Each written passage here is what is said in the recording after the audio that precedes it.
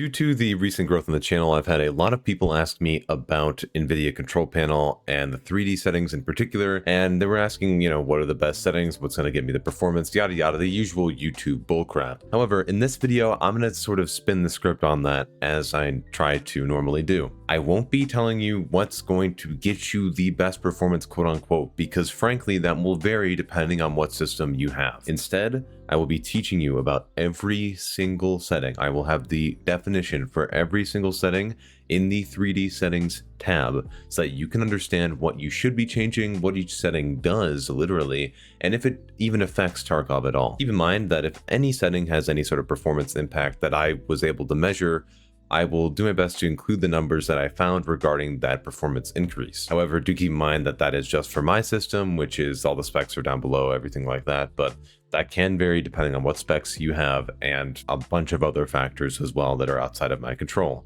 especially if you're testing online. So yeah, just take performance numbers with a grain of salt and instead listen to the descriptions and the definitions of the various different settings in the control panel, as that will give you a better idea of what you want to change. Of course, all the sources that I used for this video will be listed in the description below, and of course, if this does help you get a better definition of any of the Nvidia control panel settings and does give you more performance or anything like that, please do hit the like button as it does support the channel a lot, usual subscription stuff. Keep in mind as well, if you have any issues at all with any of the settings in this video or you want to ask additional questions, my Discord is always open and that'll be linked in the first link in the description below. And enough with the usual YouTube intro crap, let's get straight into the settings. Let's do it. So firstly, if you're trying to figure out how to get to this Nvidia control panel page, there's a couple ways you can do it, but the easiest one I think for most of you will be to go down here. You might have the Nvidia logo right down here, and if not, you can hit this little arrow, the show hidden icons button.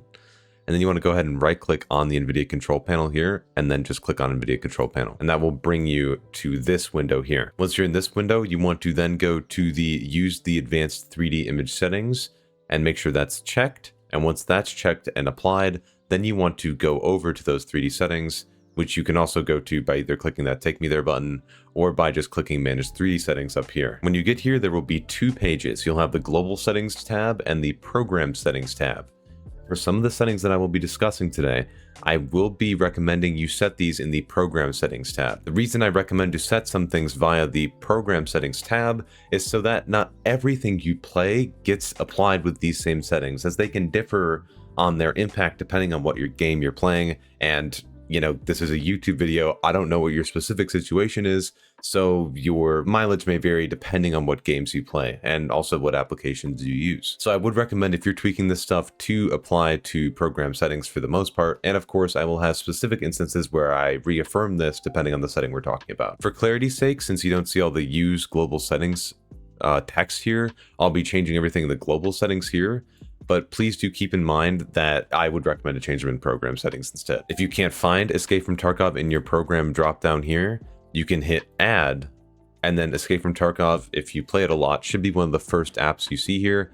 It's not here for me right now. Oh no, actually it is. I thought it wouldn't be since I already added it. But yeah, you just click Escape from Tarkov EXE right here. Or if you're doing this for, say, Arena, you just find the Arena EXE and then do it for that as well. But once you have it, you just add selected program, and then it should show up just like this for you with all these use global settings stuff set as so. Okay, but now to actually get into it, so let's go to the very top here and talk about image scaling. Number one, this is the Nvidia image scaling technology that I talked about way back on my channel, like way back. Essentially, if I actually go in game here, this is very similar tech to AMD FSR 1.0. If you don't know what that is, it's a image upscaler technology.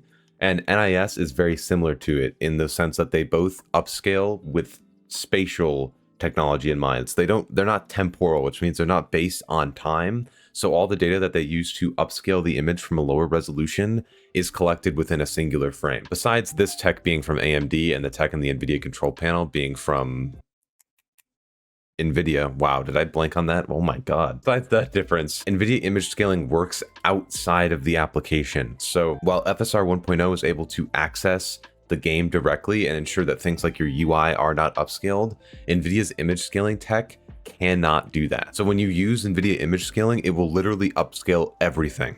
It'll upscale the UI, it'll upscale your stamina bar, the time in the top right, literally everything on your screen will be upscaled, including when you're in the main menu as well. So it will look more grainy as a result. Back when I made the video on this, FSR 1.0 was not a thing in the game. So now that FSR 1.0 is a thing in the game, I would highly recommend using that implementation instead of using the NVIDIA image scaling feature here. If you want to learn more about it, I do have that video from a while ago, and if you'd like another video on it, I could always make another guide. That video is extremely old and, man, bad quality. But it's something. Next is Ambient Occlusion. You may better know this as AO because you've seen in Tarkov settings HBAO. And what ambient occlusion is it essentially controls the shadowing of objects. As you saw in my settings guide, you could see like the shadowing around the gun, the shadowing of objects on the ground, that sort of thing. But it doesn't apply to the shadowing that you see for like trees or cast shadows. It only is for like crevices or creases in objects and stuff like that. Generally, since it's a competitive game, you probably want to turn this off. But keep in mind, even when you have this off in here, the game is controlled by the horizon-based ambient occlusion setting inside of Tarkov, so right here.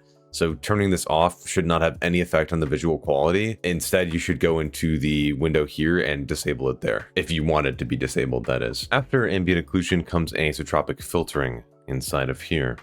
I recommend just leaving this at application controlled and then using Tarkov's built-in setting for that as well, right down here. If you watched my Tarkov settings guide for this wipe, you probably already know what anisotropic filtering does, but to give you the rundown again, it essentially filters textures that are displayed to you at angles that aren't like straight on.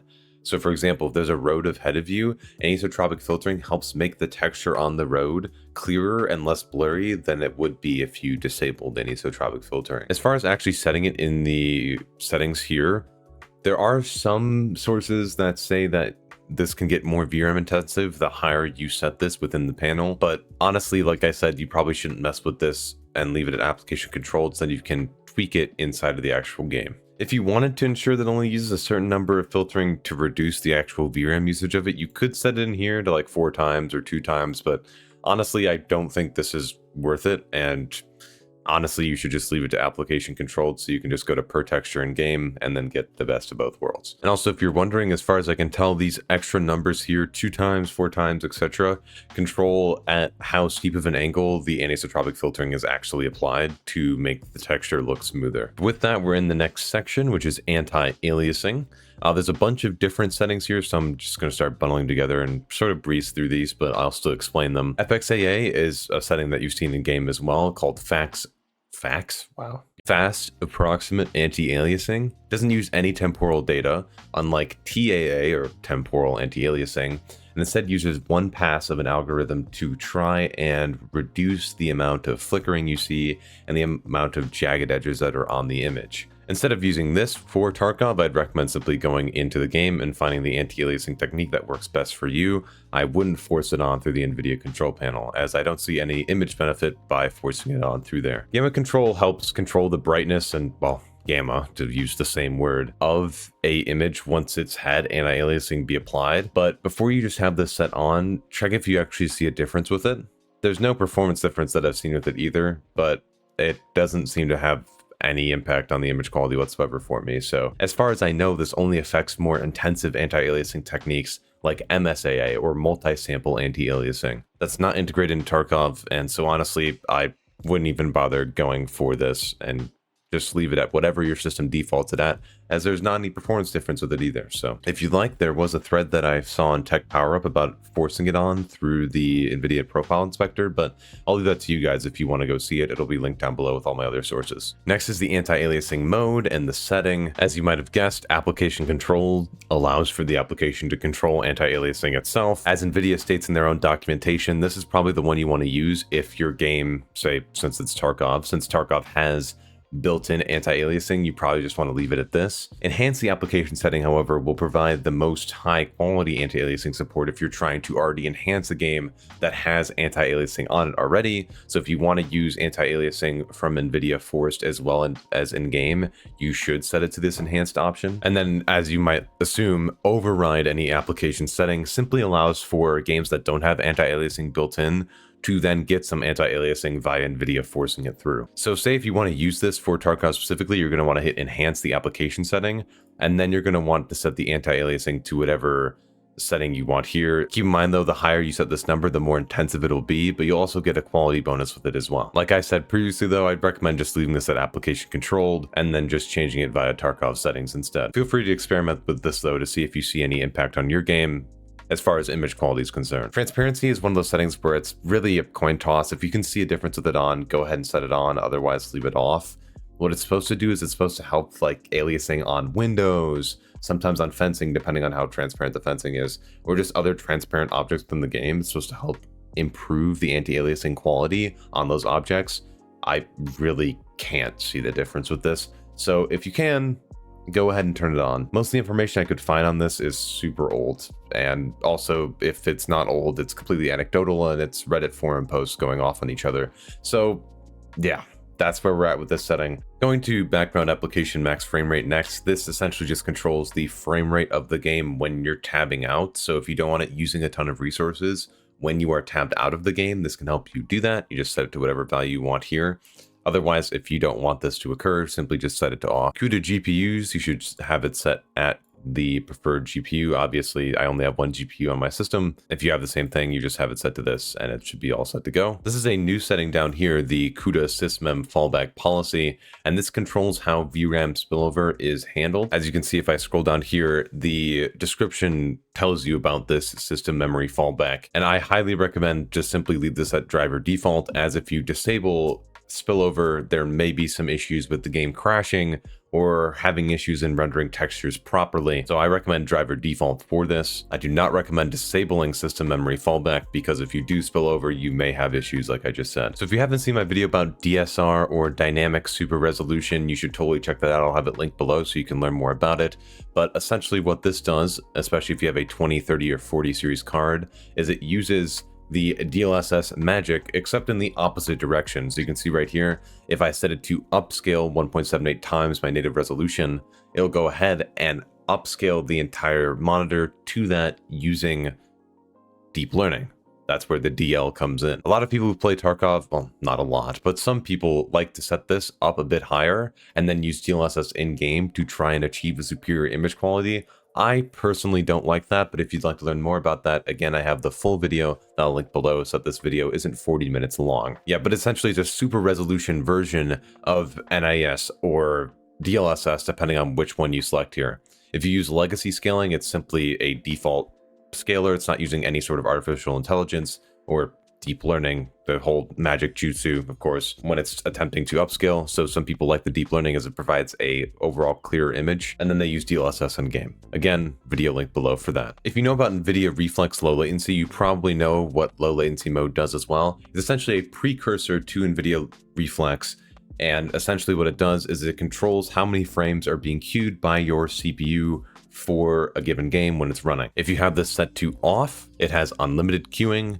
On is a single queued frame, and then Ultra is no queuing whatsoever. I like on to ensure I get a good balance. However, Ultra supposedly helps with the most latency reduction, but on the flip side, you can get stutters if you're in a heavy CPU bottleneck. The setting is overrun if you have a game that supports Nvidia Reflex, however. And for example, Tarkov does, as you can see right here. I have that set to on in game as well, so I get the benefits of Nvidia Reflex, and this setting has no effect on Tarkov. Max frame rate, again, same thing as previously, except this controls the max frame rate of the game in particular. So if you want to cap it via the Nvidia control panel, you could totally do it like that if you wanted to cap the game. Next is monitor technology, and this essentially is if you want to use G-Sync, if you have a compatible monitor for it. So if you have a FreeSync compatible monitor or a G-Sync compatible monitor, you can use G-Sync. You can think of G-Sync as sort of the opposite workaround of V-Sync. So they both try to do the same thing in reducing screen tearing and improving your image quality on your monitor.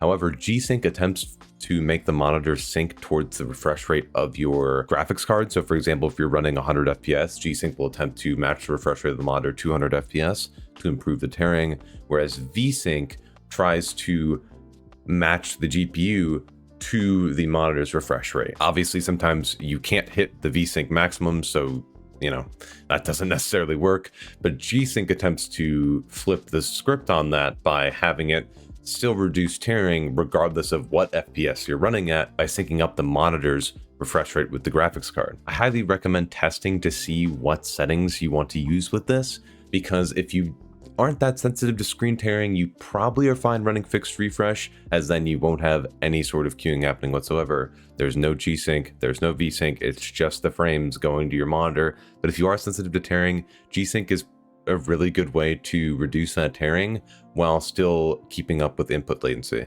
Yeah, test if you like G-Sync or fixed refresh and see what looks best for you, if you have a compatible monitor for it. Otherwise, you're going to have to leave this at fixed refresh. This is of course a visual component, however, so this has no impact on your performance, besides possibly a little bit of increased latency. I won't get into that, but just know that it generally is supposed to help reduce screen tearing. Next, we're going to multi-frame sampled anti-aliasing, and this I'd highly recommend having off, as it is a upgraded version of MSAA, or multi-sampled anti-aliasing. It essentially does what MSAA does, but over multiple frames on top of it. So it'll sample different parts of a pixel over multiple frames to attempt to reduce jagged edges. And I wouldn't recommend it. I'd instead just use the anti-aliasing that comes with Tarkov. Most of you are likely chasing every frame you can get, and this is not going to help you get there. Both of these OpenGL settings here you don't need to worry about, as Tarkov is not an OpenGL title. And then of course you guys have probably seen this setting a lot, which is power management mode. Generally, I don't recommend setting this to prefer maximum performance, globally that is.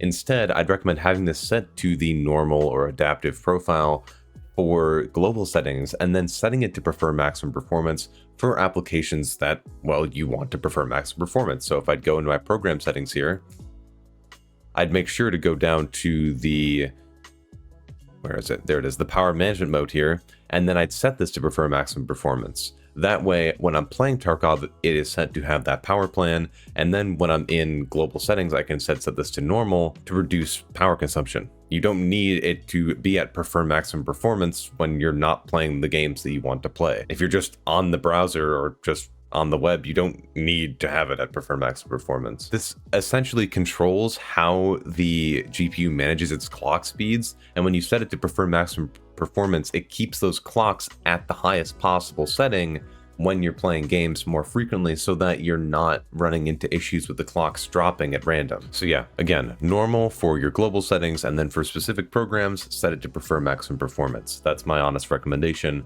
so that you can both ensure that your clocks are being held at what they should be when you're gaming, while also ensuring that it's not overclocking. And I don't mean overclocking, I mean the clocks being higher than they should be when you're just on the desktop doing normal things. Going next to preferred refresh rate, obviously you're going to want to set this to the highest available. And then we get down to shader cache size. If you don't know what shaders are, they're essentially what controls how the image looks on your monitor. And when they're compiled, it's translating from code to machine code for the pipeline to do its thing and for everything to render properly. This is done every single time you boot up a game for the most part. On most modern GPUs, it should be set to driver default, which is enabled for sure. As this instead of having the game actively compile shaders while you're playing the game, the shaders are cached in your drive and then called upon when they're needed to reduce the amount of stuttering that you should feel in the game. Because I have most of my applications off of my main drive, I don't mind having my shader cache size set to unlimited,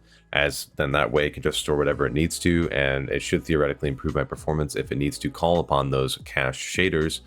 Otherwise, I have this set to driver default for sure for most of you, as when you have it at driver default, it's still caching some shaders when it's needed, and it's not going to fill up all the space on your drive with shader caching. Do keep in mind though that this is wiped every single time you update your drivers. So when you go and update your drivers using, say, NV Cleanstall or just through GeForce Experience, this cache is wiped and you have to recompile everything again.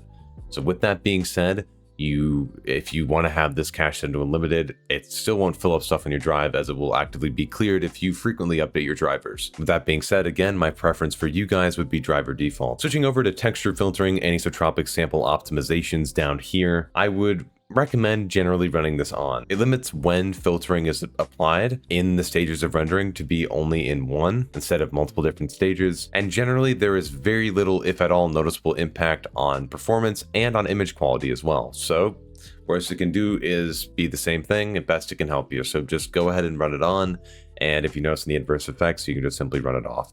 For most people, you shouldn't see any impact with the setting whatsoever. For negative LOD bias, this is one of those settings that's kind of rough for me to figure out, but I know LOD's level of detail. This controls something with anti-aliasing, and according to at least Nvidia's documentation, it determines if a negative level of detail bias is applied to sharpen texture filtering. Allows applications to do this when anisotropic filtering is used on textures that aren't facing directly at you, and clamp prevents this from happening. So it's essentially a yes or a no. There should be no noticeable performance impact with this. Besides this, the only other thing I was able to find on this was a Reddit thread, and I know, I'm sorry, discussing how this might be used for DLSS to help it clear up an image in some cases. So with that knowledge, and also the knowledge that this isn't really much of an impact on performance at all, I'd simply leave this to the default of allow and then keep on going. Texture filtering quality is actually one that's a little bit debated on the internet, and seems like people can't actually figure out exactly what this does. There isn't much of a performance impact with this setting. However, I was able to notice at least a little bit, and I mean a little bit of performance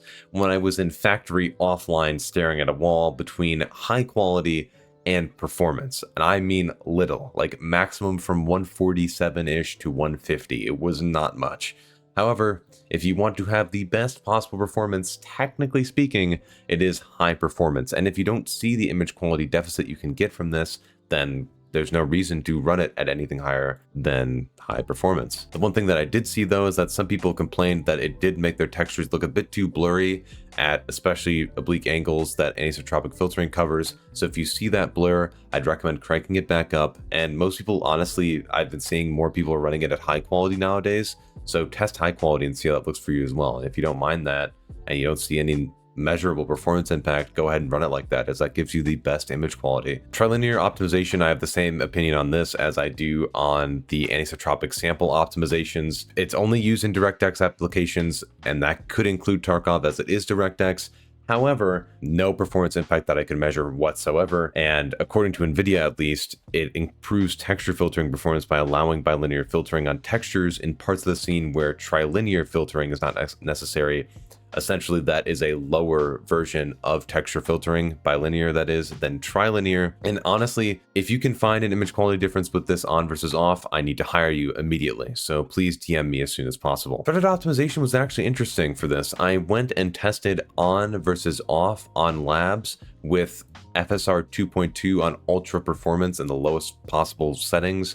And these are my results. I actually found more improvement when I forced threaded optimization on rather than off. This can vary extremely depending on what system you have though, so I would recommend getting into a CPU bound scenario and testing with this on versus off to see what sort of difference you have in an offline raid in a controlled environment, so you know for a fact what is better for your system. I've seen people say that this causes issues as well if you have this set globally, depending on if you play older applications or not. So with that being said, leave this to auto globally, and if you want to test it, force it on via the program settings with just Escape from Tarkov. Do not set this on or off globally, as you will likely find some issues depending on if you play a variety of games or not. It will allow for multi-threading with rendering frames, so the GPU may offload a little bit of work onto the CPU to improve performance, quote unquote, on APIs that can support this. So go ahead and test in Tarkov, keep it in controlled environment, and see if you can actually find a difference on versus off. And if you can, then go ahead and set it to whatever benefits you the most.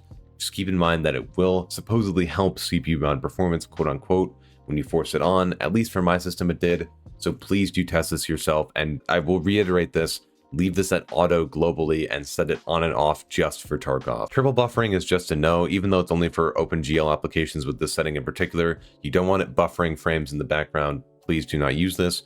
Vertical sync is, again, I would leave this at use the 3D application settings so it knows when you want to use and not use VSync. You will likely have this enabled or disabled depending on what application you're running.